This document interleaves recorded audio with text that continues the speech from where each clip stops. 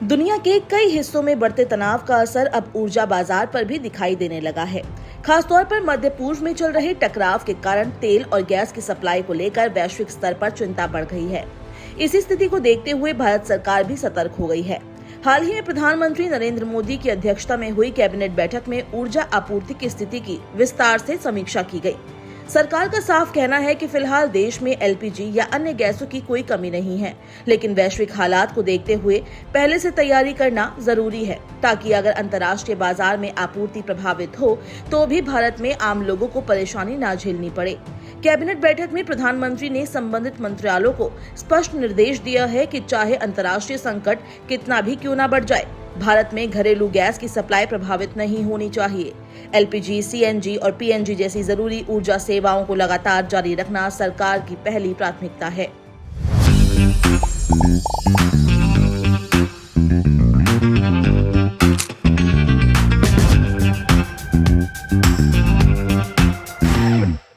सरकार का कहना है कि भारत के पास पर्याप्त गैस भंडार मौजूद है, इसलिए लोगों को घबराने की जरूरत नहीं है।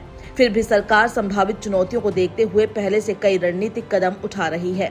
केंद्रीय पेट्रोलियम और प्राकृतिक गैस मंत्री हरदीप सिंह पुरी ने भी साफ किया है कि भारत की ऊर्जा स्थिति फिलहाल मजबूत है। देश के पास एलएनजी और अन्य ऊर्जा संसाधनों का पर्याप्त स्टॉक है। उन्होंने बताया कि भारत विभिन्न देशों से गैस और तेल की आपूर्ति सुनिश्चित कर रहा है। खासतौर पर कतर जैसे देशों के साथ समझौते जारी है, ताकि गैस की सप्लाई बिना रुकावट जारी रहे। हालांकि वैश्विक ऊर्जा आपूर्ति का बड़ा हिस्सा स्ट्रेट ऑफ हॉर्मुज से होकर गुजरता है। अगर वहां किसी वजह से आवाजाही प्रभावित होती है तो इसका असर पूरी दुनिया के ऊर्जा बाजार पर पड़ सकता है। इसी संभावना को ध्यान में रखते हुए भारत वैकल्पिक मार्ग और नए स्रोतों की तलाश कर रहा है। ऊर्जा संकट की आशंका को देखते हुए सरकार ने एसेंशियल कमोडिटीज एक्ट 1955 के तहत भी कुछ अहम कदम उठाए हैं।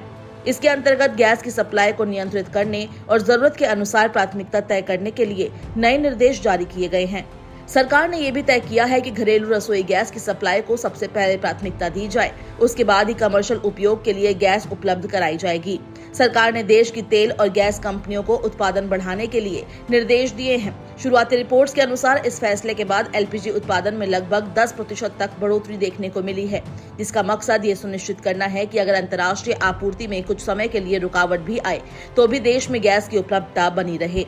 सरकार ने जमाखोरी और कालाबाजारी को रोकने के लिए एलपीजी सिलेंडर बुकिंग के नियमों में भी बदलाव कर दिया है। नए नियम के अनुसार एक उपभोक्ता को नया सिलेंडर बुक करने के लिए 25 दिनों का अंतर रखना होगा। इस कदम का उद्देश्य ये है कि कुछ लोग बड़ी संख्या में सिलेंडर जमा कर ना सकें और सभी उपभोक्ताओं को समान रूप से गैस मिलती रहे। सरकार ने गैस वितरण की निगरानी के लिए एक विशेष समिति भी बनाई है। ये समिति ये तय करेगी कि गैर घरेलू गैस सप्लाई के क्षेत्रों को पहले दी जाए। इसमें अस्पताल, शिक्षा संस्थान और अन्य जरूरी सेवाओं को प्राथमिकता दी जाए। साथ ही ये समिति होटल, रेस्टोरेंट और अन्य उद्योगों को मिलने वाली गैस सप्लाई की भी समीक्षा करेगी।